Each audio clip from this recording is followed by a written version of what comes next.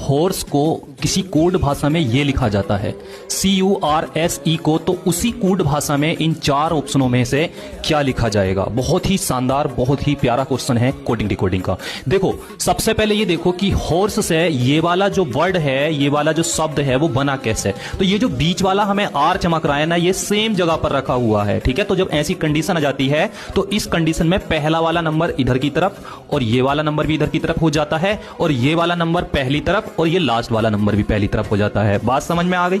उसी तरीके से CURSE को उस कोड भाषा में क्या लिखा जाएगा इन 4 ऑप्शनों में से, इसी तरीके से। तो उसका जवाब आप मुझे कमेंट्स बॉक्स में जरूर देना।